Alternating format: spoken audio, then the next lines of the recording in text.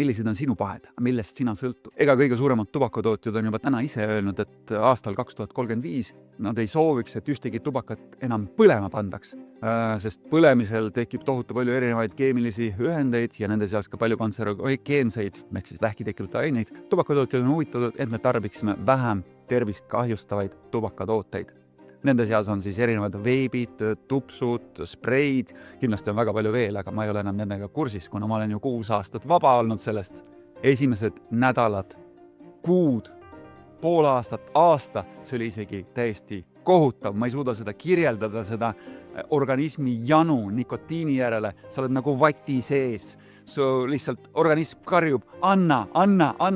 Kõige parem on võib-olla selgeks teha kõikidele oma inimestele oma ümber, et sa enam ei kasuta ja sa ei sooviks, et keegi seda demonstratiivselt sinu nähes teeb, et see tõmbab su tagasi sinna hädaorgu. Teiseks, ma vaatan seal mõnes Selveris väljapääsu juures on ilusad värvilised poed, mis lihtsalt kutsuvad sind, kui sa seisad seal kassa järjekorras.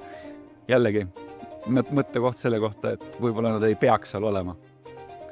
Nüüd, mul läks ilmselt mitu aastat selleni, et kui ma üks päev mõtlesin selle peale, et ma ei mõelnud täna tubaka peale. Ja siis ma sain aru, selge, ma olen vaba.